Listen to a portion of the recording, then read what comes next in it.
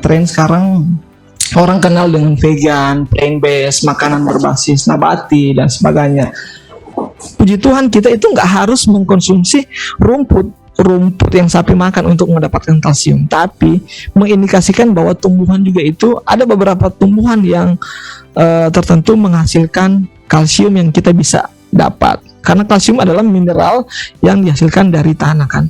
Indonesia itu lebih kepada flexitarian atau semi vegetarian, karena makanan pokok kita itu berdasarkan dari pengalaman juga bahwa seringkali itu dari biji-bijian, buah-buahan, kacang-kacangan ya.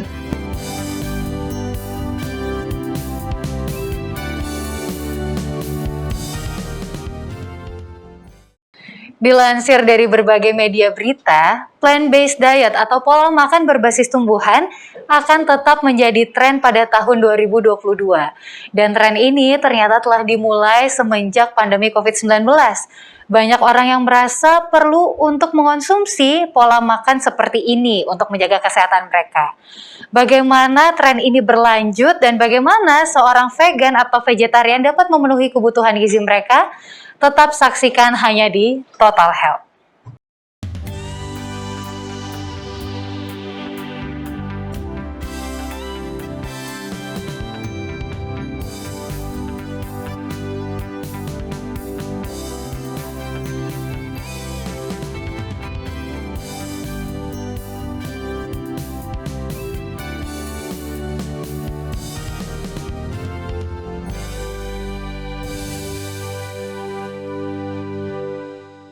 Shalom pemirsa Hope Channel Indonesia dimanapun Anda berada, senang sekali rasanya kita bisa kembali bertemu dalam program Total Health, Hidup Sehat, Pilihan Anda. Bersama saya Gabriel Havelar dan juga rekan saya Norman Tambunan. Dan kita akan membahas, tentunya emang di setiap episode kita akan bahas hal-hal yang seru ya. Dan pada episode kali ini kita akan membahas tentang sebuah tren pola makan Norman, yang disebut dengan plant-based diet. Kalau Norman sendiri familiar nggak dengan tren diet ini? Iya, kayaknya plant-based diet ini yang di Indonesia mungkin masih baru-baru kedengaran kali ya. Tapi kalau yang ini sepengetahuan aku dulu ya, plant-based diet itu kan berarti sebuah diet yang tidak mengkonsumsi daging-dagingan, olahan-olahan lainnya gitu kan, yang memang lebih berfokus kepada makanan-makanan yang ada yang disediakan oleh alam seperti itu kan. Betul. Mungkin lebih banyak yang akrab dengan kata-kata vegan atau vegetarian ya. Betul. Dan kita akan bahas trennya, definisinya, dan juga bagaimana sih seorang yang memakai pola makan ini memenuhi kebutuhan gizi mereka. Kita sudah bersama dengan narasumber kita, yaitu kita akrab sebutnya Kak Deto. Kakak Deralto Agas. Halo Kak Deto. Gaby dan Norman. Iya, Kak Deto ini adalah basicnya seorang perawat dan juga sudah mengambil masternya di bidang perawat ya Kak Deto ya? Iya. Di lifestyle medicine ya? Perawatan. Oke, dan juga adalah seorang aktivis vegan. Jadi tepat sekali nih untuk membahas seputar vegan dan plant-based diet. Well, Kak Deto, ini kita berbicara tentang tren nih. Pola makan ini kan bukan baru ada ya. Pola makan ini sudah ada dari mungkin ratusan tahun yang lalu atau puluhan tahun yang lalu. Tapi ini baru menjadi tren. Boleh Kak Deto gambarkan sedikit nggak bagaimana sih tren pola makan plant-based diet ini sampai di tahun 2022? Oke, baik.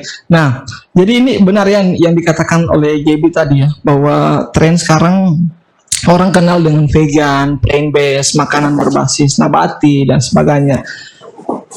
Beberapa hari, 2 hari yang lalu, pada tanggal 10 Januari tepatnya itu, sebuah restoran fast food yang terkenal di dunia itu, mereka yang dulunya mereka mengeluarkan menu dari hewani, tapi 2 hari yang lalu mereka tiba-tiba mau launching akan makanan berbasis vegan. Nah, kalau bisa dilihat nih.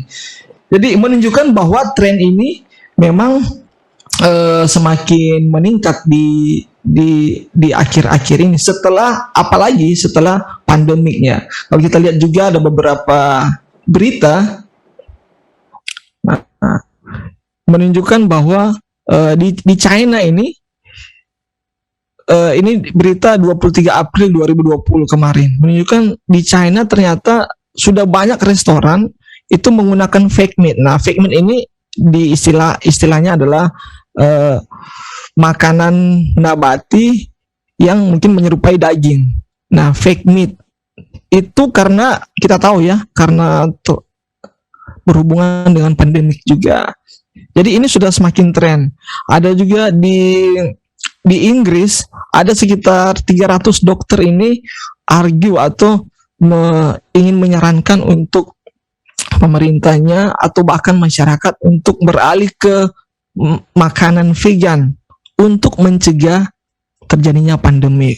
Nah, dari Euronews menunjukkan bahwa the best way to prevent future pandemic like coronavirus itu adalah dengan stop eating meat and go vegan. Nah, ini jadi memang setelah pandemik ini makanan vegan, tren vegan atau plant based ini semakin meningkat. Tapi sebelumnya saya ingin share terlebih dahulu sebenarnya definisi dari vegan ini apa.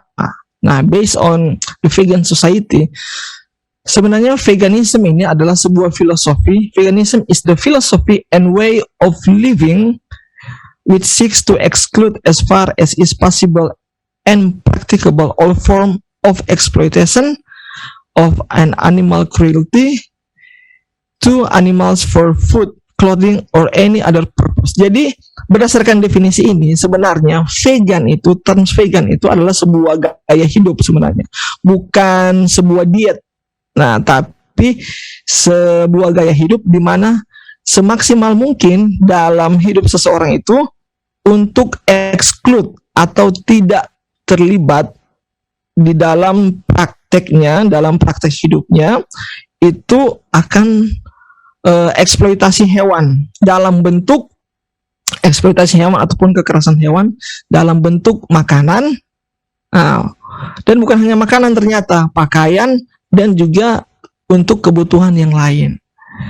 Nah, kenapa vegan itu identik dengan makanan? Ya karena lebih dari 98% ternyata hewan yang dieksploitasi itu digunakan untuk makanan. Nah, jadi vegan itu sangat identik dengan makanan. Makanya ada orang yang memilih untuk tidak memakan makanan hewani, ya itulah disebut dengan vegan diet. Tapi sebetulnya vegan secara utuh itu bukan hanya soal makanan. Contoh juga tentang pakaian dari hewan itu, kalau vegan itu harus memilih untuk tidak menggunakan pakaian dari hewan atau untuk kebutuhan yang lain. Nah, tetapi kalau kita berbicara soal makanan, orang yang tidak mengkonsumsi hewan sering kita kenal dengan vegan ataupun plant-based diet, atau dalam bahasa Indonesia adalah makanan nabati utuh. Nah, saya ingin share sedikit tentang beberapa tipe pola makan yang ada di dunia ini ya. Jadi yang pertama itu kita kenal dengan non-vegetarian atau orang yang tidak bervegetarian. Ini adalah semua jenis makanan seperti daging, ikan, telur, susu, keju, dan tanaman pun itu dimakan. Nah, kita sebut dengan non-vegetarian. Yang berikut adalah semi-vegetarian atau sering dikenal dengan flexitarian. Ini setidaknya kurang dari seminggu sekali mereka mengkonsumsi daging, kurang dari seminggu sekali mengkonsumsi ikan, telur, susu, keju, dan sebagainya. Jadi lebih fleksibel ibaratnya. Dan seterusnya adalah pesco vegetarian. Nah, pesco ini dia tidak mengkonsumsi daging, tapi masih mengkonsumsi ikan dan yang lain-lainnya. Jadi pesco ini tidak mengkonsumsi daging, tapi masih mengkonsumsi ikan. Nah, selanjutnya adalah lacto-ovo vegetarian. Ini kalau dari jenis makanannya, lacto-ovo vegetarian ini yang tidak mengkonsumsi daging, juga tidak mengkonsumsi ikan, tapi masih banyak yang mengkonsumsi telur ataupun produk susu seperti keju, dan juga tentunya mengkonsumsi tanaman. Ini disebut dengan lacto-ovo vegetarian. Nah, di kalangan vegetarian yang paling banyak itu sebenarnya ini di lacto-ovo vegetarian. Oke. Yang selanjutnya adalah total vegetarian. Jadi ini nih yang akan kita bahas. Total vegetarian itu atau sering dikenal dengan vegan.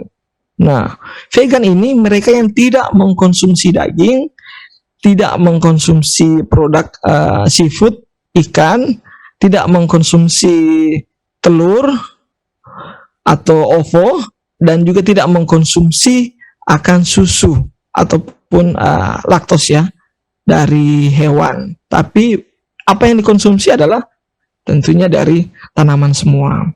Jadi nanti kita akan bahas mungkin selanjutnya bagaimana pengaruh dari pola gaya hidup orang yang vegan ini. Kira-kira seperti itu untuk gambaran awalnya tentang tren vegan dan juga tipe pola makan. Oke, thank you Kak Deto. Dan kita juga melihat tren vegan ini mulai menjamur di Indonesia ya. Ya, betul. Banyak sekali restoran-restoran cepat saji, nggak hanya yang tadi disebutkan sama Kak Deto, juga udah mengeluarkan menu-menu plant-based diet. Dan kalau cewek ini kan suka pakai skincare ya, atau pakai body care, dan itu udah banyak yang vegan. Yang animal cruelty free gitu. Lebih ramah lingkungan berarti ya. Iya, betul banget. Dan vegan ini nggak hanya berhubungan sama kesehatan aja, tapi banyak sekali orang yang memulai pola hidup vegan ini untuk sustainable living, untuk eco-friendly environment gitu, yang memang tidak hanya untuk diri sendiri, tapi untuk lingkungan yang lebih baik. Betul gitu, Mat. sekali. Kita akan belajar lebih lanjut ya tentang vegan ini dan bagaimana memenuhi nutrisi tubuhnya. Norman penasaran ya? Iya, karena vegan kan dari nggak makan daging, terus dari mana dia punya proteinnya segala macamnya, kan bikin bingung kan. Sedangkan mau jadi vegan tapi clueless lah istilahnya lah, nggak tahu mau mulai dari mana. Oke, kita akan mendapatkan clue sedikit lagi. Untuk itu jangan kemana-mana, tetap di Total Health.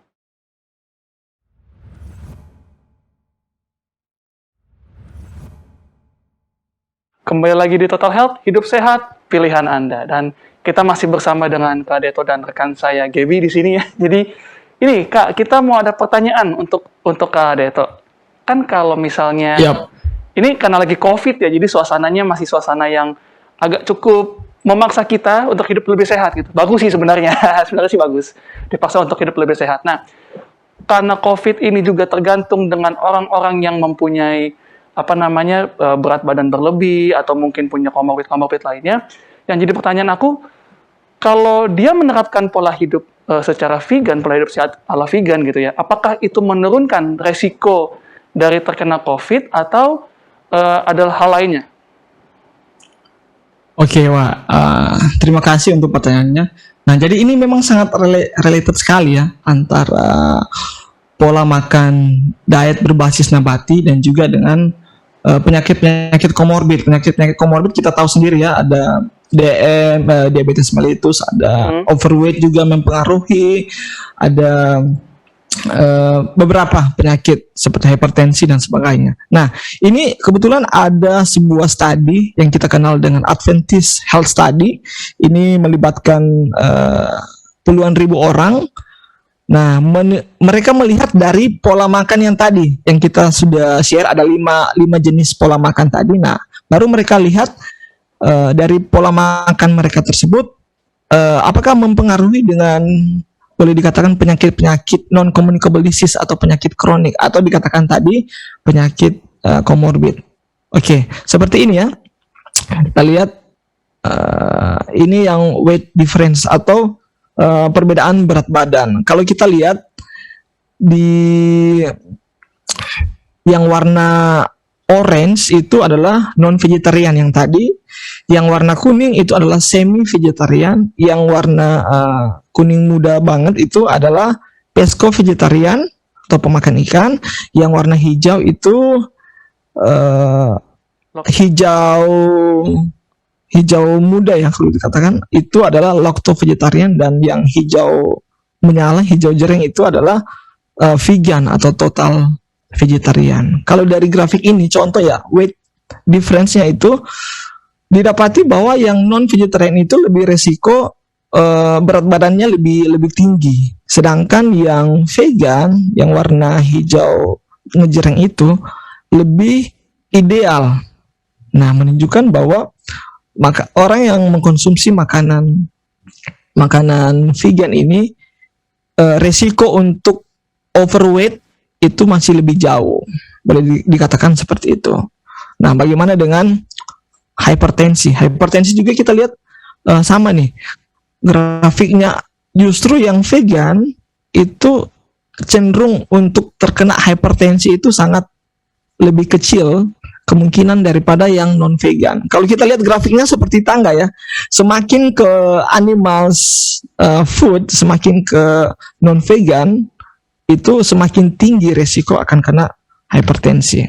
Berikutnya juga kolesterol. Nah, kita lihat patternnya itu sama. Semakin vegan, semakin rendah akan terkena kolesterol. Saya katakan bukan tidak ya. Orang vegan itu belum tentu tidak akan, saya katakan nggak selamanya vegan itu tidak akan terkena kolesterol ataupun yang lain. Tapi lebih resikonya lebih kecil dibandingkan dengan yang non vegetarian atau non vegan. Nah, ini diabetes sama juga, grafiknya menunjukkan diet vegan ini lebih sedikit untuk terkena penyakit diabetes. Nah, inti dari studi ini penyakit-penyakit komorbid ini yaitu ini saya ketemu dengan researchernya itu Gary Fraser yang meneliti tentang Adventist Health Study ini. Dia katakan the main message tujuan utama, pesan utama dari penelitian ini adalah untuk menghindari akan makanan berbasis hewani. Dan semakin kita menghindari, semakin kita pergi kepada makanan vegan, justru itu akan semakin baik atau semakin bagus. Ada studi juga yang terbaru ini yang dipublish di BMJ Nutrition Prevention and Health, di mana mereka mencari tahu plant-based diet, pescatarian, dan COVID severity population base. Apa hasilnya? Hasilnya menunjukkan bahwa orang yang mengkonsumsi makanan plant-based atau vegan ini itu 73% lebih kecil kemungkinan mengalami gejala COVID yang sedang hingga berat. Jadi luar biasa. Kalau kita memang ada banyak faktor ya kalau kita pelajari tentang COVID ini, tapi salah satu faktor saja kita ikuti, yaitu dengan mengkonsumsi makanan plant-based dengan tidak mengkonsumsi makanan hewani, itu bisa mencegah kemungkinan 73%, ini sangat tinggi loh, 73% lebih kecil kemungkinan mengalami COVID yang sedang hingga berat. Jadi kira-kira seperti itu mungkin yang bisa saya share tentang COVID dan juga pola makan berbasis nabati berhubungan dengan penyakit-penyakit komorbid. Berarti memang pengaruhnya cukup lumayan signifikan ya, Kak Deto ya, kepada mereka yang memang untuk mencegah COVID dan menghindari masalah COVID ini, karena COVID kan kayaknya masih akan lebih panjang ya. Jadi dengan menerapkan pola hidup vegan akan membantu mencegah hal-hal tersebut gitu kan. Nah, Gibi mungkin. Nah, ini mungkin men-trigger lebih banyak orang lagi untuk mau punya pola makan berbasis nabati ini. Pertanyaannya adalah ini banyak menjadi pertanyaan banyak orang ya. Kalau misalnya saya vegan atau saya vegetarian, proteinnya dari mana ya? Mungkin banyak yang nggak tahu Kak Deto bahwa di nabati juga banyak sumber proteinnya. Mungkin banyak yang berpikir kalau saya nggak makan daging, kalau saya nggak makan ikan atau dulu susu itu disebut menyempurnakan pola makan harian kita, dan betul. Itu udah nggak dipakai ya, 4 sehat 5 sempurna itu udah nggak dipakai. Tapi pola pikir seperti itu masih melekat di pikiran kita, terutama di Indonesia. Jadi Kak Deto, kita yang ada di Indonesia ini, kalau mau punya pola makan berbasis nabati, bisa dapat protein dari mana sih? Oke, nah ini protein. Jadi selama saya menjalani pola hidup vegan, memang pertanyaan yang paling sering ditanyakan adalah soal protein ini. Jadi dari mana sumber protein seorang vegan gitu? Oke, jadi protein ini merupakan senyawa penting yang dibutuhkan oleh tubuh ya. Fungsinya itu sangat banyak, menghasilkan enzim, hormon, memperbaiki sel, meningkatkan kekebalan tubuh dan sebagainya. Ini kalau GB juga mungkin tahu ya, bahwa protein salah satu nutrisi yang sangat besar yang dibutuhkan oleh tubuh. Nah, berdasarkan kita cari tahu dulu ya, berdasarkan angka kecukupan gizi ya. Ini dari pemerintah ya, nomor 75 tahun 2013 tentang angka kecukupan gizi yang dianjurkan bagi bangsa Indonesia. Nah, saya ambil ini rata-rata protein per gram ya, untuk kita bisa lihat semua masing-masing kalau usia berapa, kebutuhan rata-rata proteinnya berapa. Saya ambil usia saya ya, di antara 30 sampai 49 tahun. Itu berdasarkan pemerintah kita membutuhkan sekitar 65 gram per hari kandungan protein. Nah, dari mana saya mendapatkan protein kalau saya menjalani pola hidup vegan? Sebelum itu saya ingin share bahwa tahu nggak, sebenarnya semua tumbuhan, semua makhluk hidup itu, tumbuhan itu memiliki kandungan proteinnya. Tidak ada tumbuhan, correct me if I'm wrong ya, tidak ada tumbuhan yang tidak mengandung protein. Jadi sebenarnya tumbuhan itu mengandung protein meskipun sedikit. Nah, tapi ini ada beberapa tumbuhan yang saya ingin share yang lumayan proteinnya. Nah, itu dapat dari mana aja? Kebanyakan itu dapat dari kacang-kacang dan biji-bijian atau legumes, polong-polongan. Nah, saya ingin share. Jadi kita membutuhkan sekitar 65 ya, 65 gram per hari.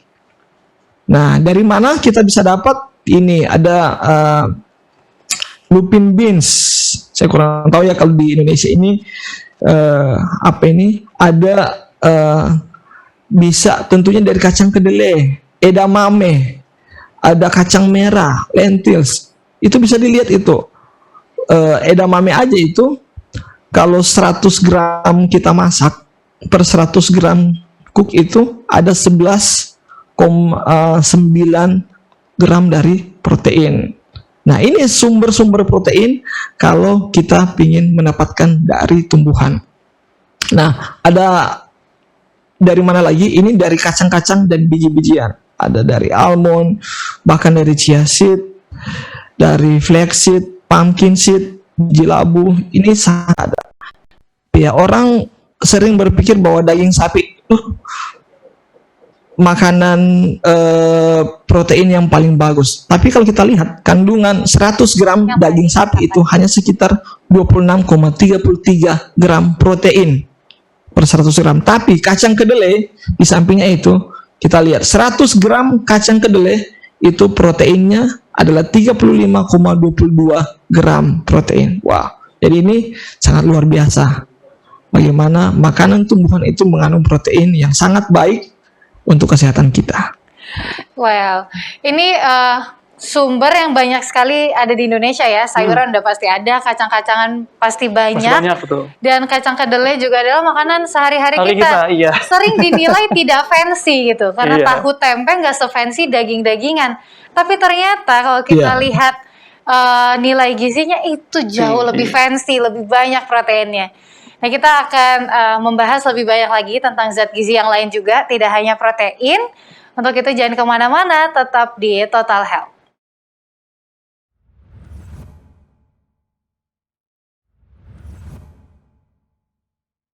Kembali lagi bersama kami di Total Health, hidup sehat, pilihan Anda. Dan ini Gap ya, kita masih bertanya-tanya sebenarnya, selain protein kan banyak tuh vitamin-vitamin yang atau mineral-mineral yang kita rasa kayaknya nggak akan bisa dapet nih kalau di vegan gitu kan. Betul. Ada beberapa yang bisa kita sebut ya. Ada omega 3. Ya. Ini biasanya orang dapat dari ikan. Ya. Kemudian ada juga ada zat besi, Iya. ada kalsium yang biasa orang dapat kalau kita tuh taunya dari susu gitu. Betul. Kemudian zat besi ini identik dengan daging, daging merah terutama. Kemudian ada juga vitamin B12 dan ini menjadi isu terutama di luar negeri. Ya, Gitu. betul. Nah, gimana nih kita di Indonesia ini mendapatkan kebutuhan gizi? Kita langsung aja tanyakan sama Kak Deto ya. Kak Deto, dari omega 3 dulu deh. Ya. Dari mana sih kita Oke, bisa nah. dapat omega 3? Ya, oke.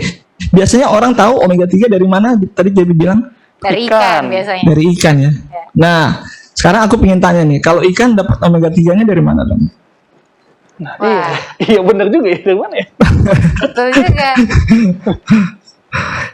Ya, jadi tahu nggak ikan dapat omega 3 dari mana? Sebenarnya mereka itu dapat omega 3 justru dari tumbuhan Di laut. algi di laut dan dimakan oleh ikan-ikan kecil. Ikan kecil akan memakan ikan lebih besar dan sampai ke ikan salmon memakan ikan-ikan yang lain. Jadi terakumulasi omega 3-nya kan. Tapi sumber utamanya itu dari tumbuhan yang ada di laut, untuk yang di laut. Nah, berapa banyak sih kita membutuhkan omega 3 nih? Nah, kembali lagi ya, berdasarkan angka kecukupan gizi dari pemerintah, kita membutuhkan untuk usia saya ya, 30-40 tahun, kita itu membutuhkan sekitar 1,6 gram per hari. Nah, dari mana sumber omega 3 yang terbaik? Selain dari algi, tadi kita bisa direct dapat omega 3 dari algi atau tanaman rumput laut yang ada. Ternyata di tanaman darat itu juga ada yang mengandung omega 3. Dari mana? Nah, ini dia. Omega 3 itu ada di flaxseed dan juga chia seed. Nah, kebutuhan harian rata-rata kalau contoh ya, ini anak adalah 2,2 gram dan dapat dipenuhi dari 1 sendok teh flaxseed oil. Ada yang bentuk oil, tapi kalau enggak itu kita bisa ambil dari 1 sendok makan flaxseed bubuk. Nah, biasanya flaxseed ini atau biji rami kita kenal, ini hanya di blender saja, lalu kita campurkan di smoothie atau di mana, dan itu sudah sangat mencukupi untuk kebutuhan omega 3. Selain di flaxseed, yang terkenal juga itu di chia seed. Nah, kalau kita lihat nih, chia seed itu memiliki 100% omega 3 lebih dari ikan salmon. Luar biasa. Jadi setidaknya di tumbuhan itu juga mengandung akan omega 3-nya. Dari flaxseed, dari chia seed, dan juga kita bisa dapat dari alga. Nah, yang berikutnya ini kalsium. Kalsium ini merupakan mineral yang penting ya dan bermanfaat untuk pertumbuhan dan pemeliharaan tulang serta gigi. Biasanya orang berpikir kalsium itu dari susu sapi. Pertanyaan saya lagi, kalau sapi dapat kalsiumnya dari mana dong?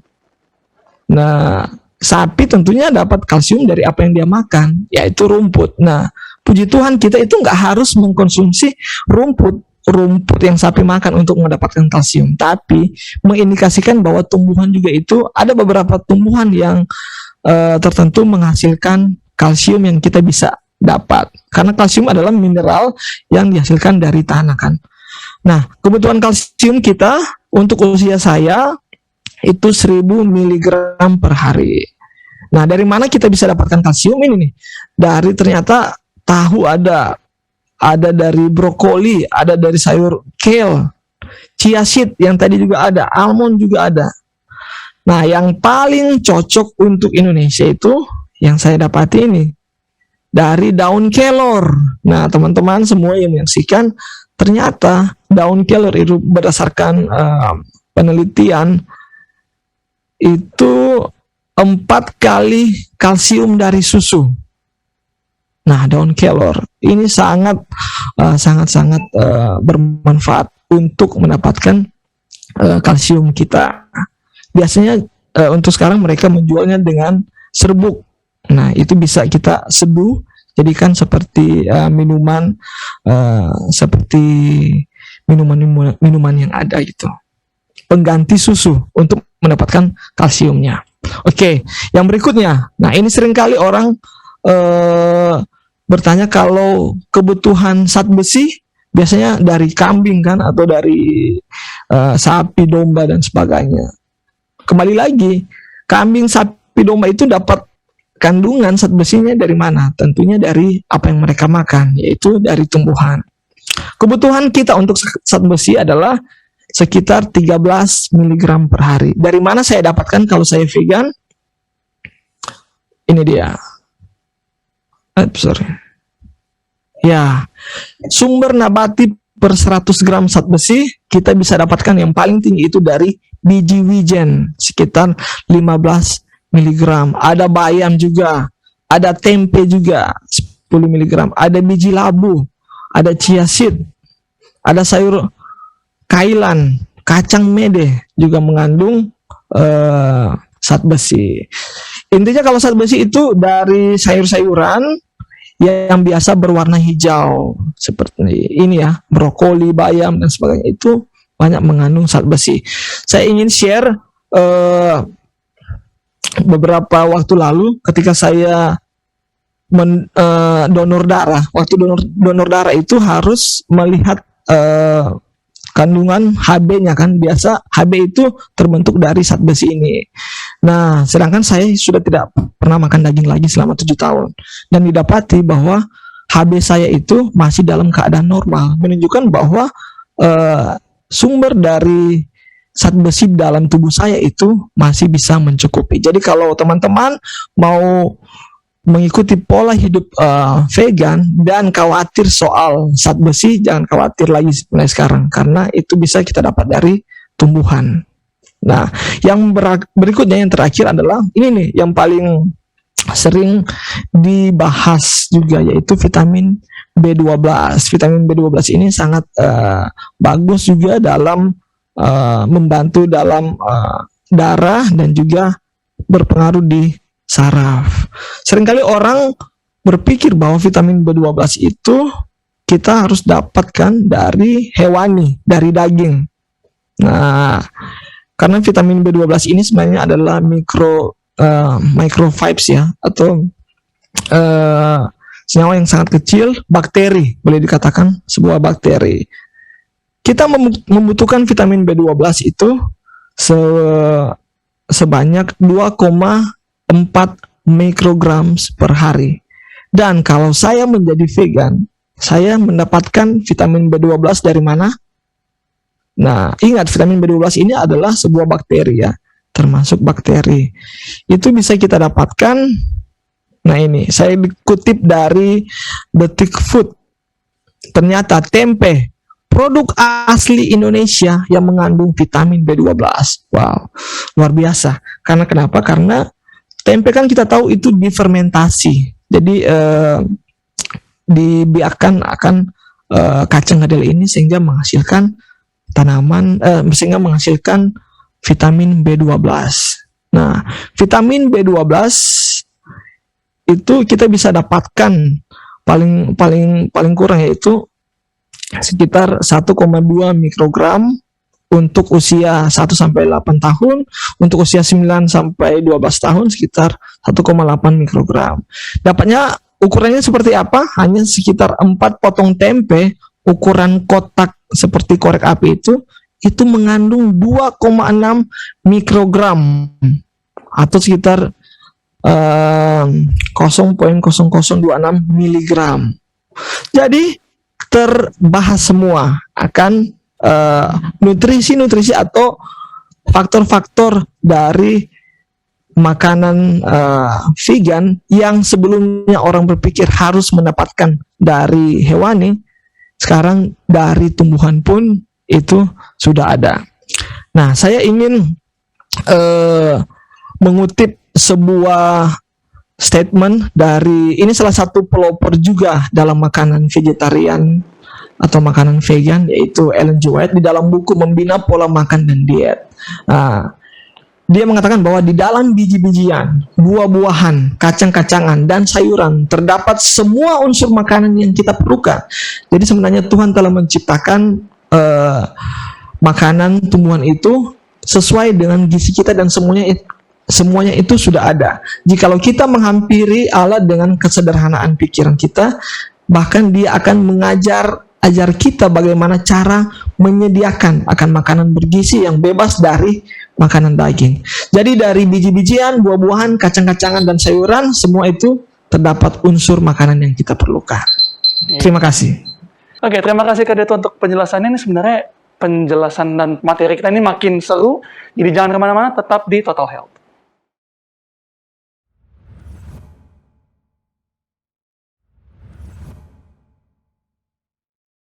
Kembali lagi di Total Health, hidup sehat, pilihan Anda. Tadi kita sudah mempelajari apa sih keuntungan dari vegan dan kita bisa dapat memenuhi kebutuhan gizi kita kalau kita vegan dari mana aja. Tadi kita udah bahas. Tapi pola makan vegan yang tentunya tidak umum di kalangan kita ya, tentunya menuai banyak rumor. Betul nggak? Betul. Salah satunya adalah vegan itu tidak aman. Gimana Kak Deto? Apakah vegan itu aman atau tidak? Oke, nah saya akan terangkan ya.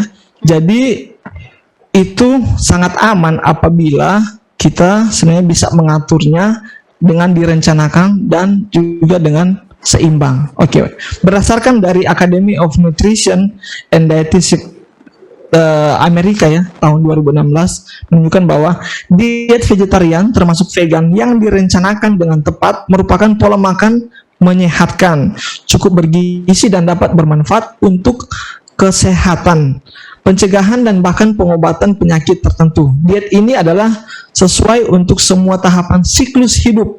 Wow, termasuk kehamilan, menyusui, masa bayi, masa kanak-kanak, remaja, dewasa, orang yang lebih tua, bahkan untuk atlet.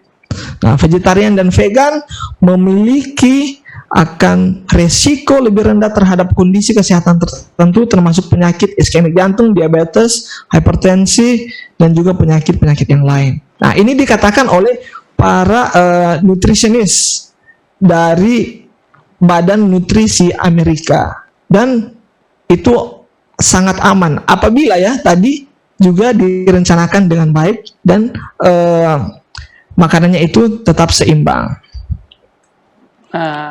Oke Kak, tadi kan udah dibilang ini secara makanan aman gitu ya, secara makanan oke gitu, jadi tidak ada yang aneh-aneh gitu, malah lebih baik. Cuman kan beredar rumor nih di masyarakat, kalau jadi vegan tuh mahal makanannya, nggak ada duit gitu. Tuh gimana tuh Kak?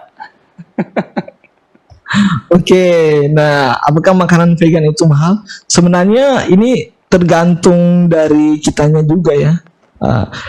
Sebenarnya Indonesia itu lebih kepada flexitarian atau semi vegetarian karena makanan pokok kita itu berdasarkan dari pengalaman juga bahwa seringkali itu dari biji-bijian, buah-buahan, kacang-kacangan ya masyarakat Indonesia. Nah, ini saya pernah iseng-iseng mencari akan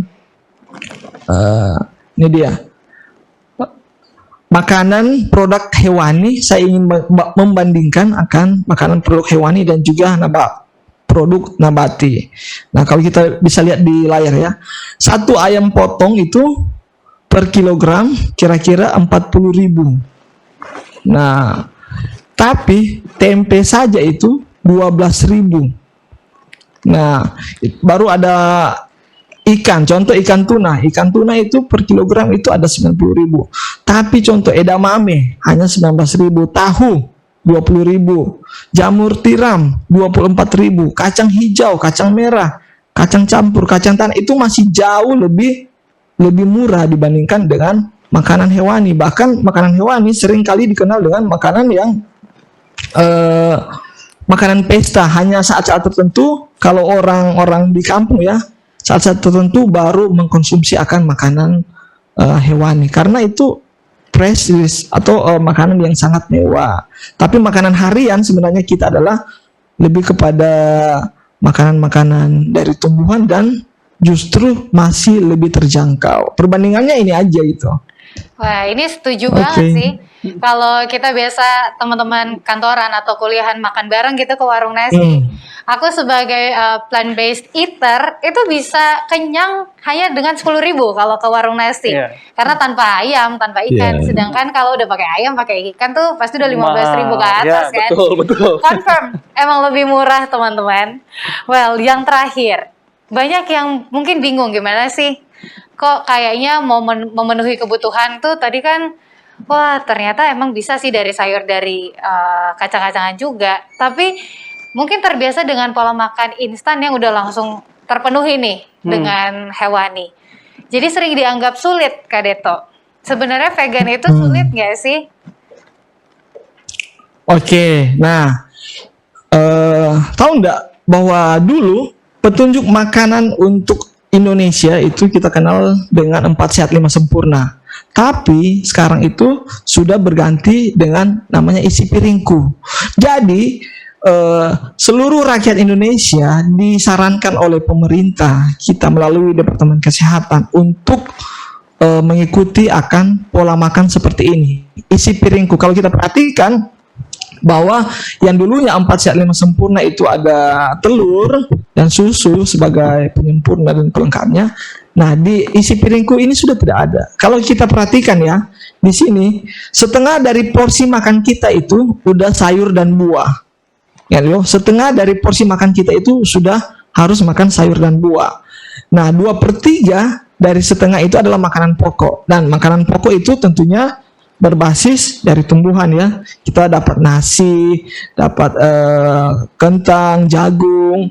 Jadi sudah vegan juga. Setengah dari makanan isi piring kita sudah vegan dari tumbuhan, tambah 2/3 dari setengah juga udah vegan. Nah, lauk pauk atau 1/3 dari setengah isi piring kita itu adalah lauk pauk. Kalau kita perhatikan, pemerintah itu mereka meletakkan lauk pauk itu dengan gambaran situ ada dari hewani dan juga ada dari nabati. Nah, kita tinggal pilih saja sebenarnya. Kita tinggal pilih, kalau saya mau pilih ini ya, makanan lauk pauk itu dari protein nabati. Tentunya satu piring kita ini berdasarkan isi piring dari pemerintah ini sudah membentuk makanan 100% vegan.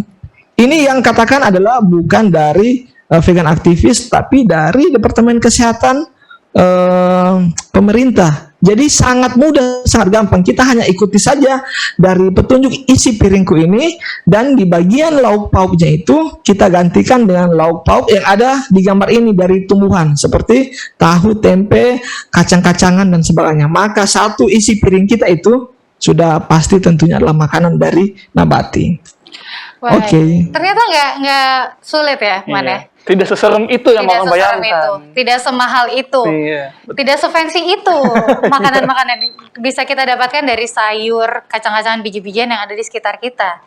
Nah, Kak Deto, last nih, kita mau tahu dong langkah-langkah apa sih kalau sebelumnya kita bukan plant-based eater dan kita mau menjadi plant-based eater. Langkah-langkah apa aja yang harus kita lakukan dan sekalian closing statement dari Kak Deto. Oke. Closing statementnya ini sangat gampang ya. Saya akan closing statement dengan sebuah gambar ini, di mana ini bagaimana cara kita untuk transisi dari yang saat ini mungkin kita mendengar yang bukan pemakan tumbuhan, atau maksudnya masih mengkonsumsi hewan dan akhirnya bisa kepada fully plant based. Jadi ini ada rumusnya.